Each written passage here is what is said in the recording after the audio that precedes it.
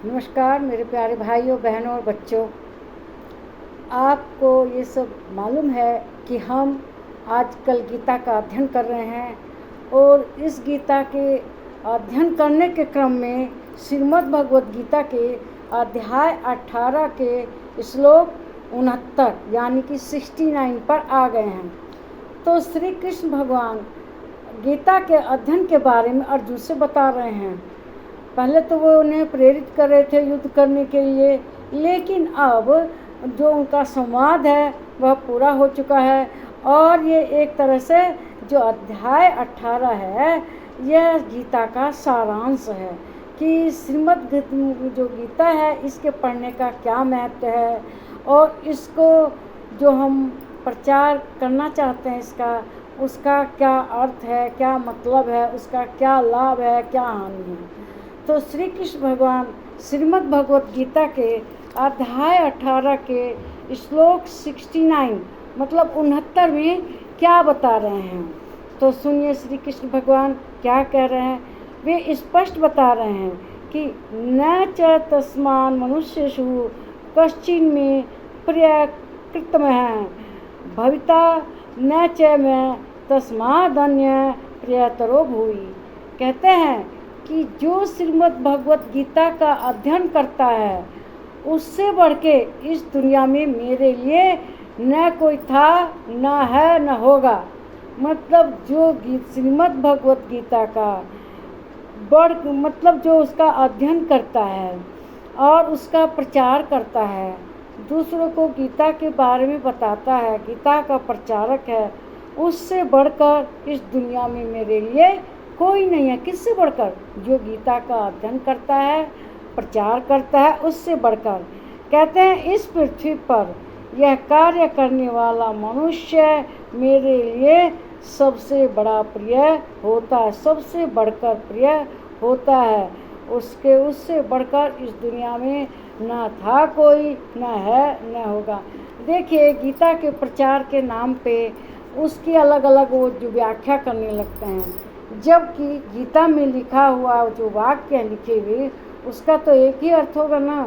लेकिन कुछ कहते हैं Gita is a motivational speech, Gita is the first motivational speech in the world.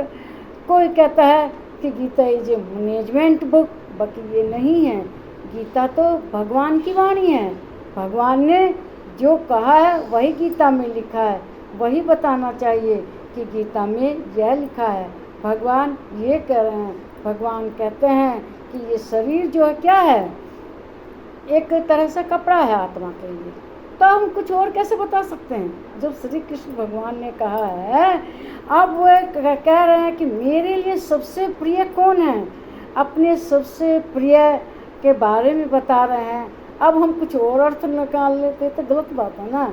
उन्होंने कहा कि जो गीता का प्रचार करता है वह मेरे लिए सबसे प्रिय है।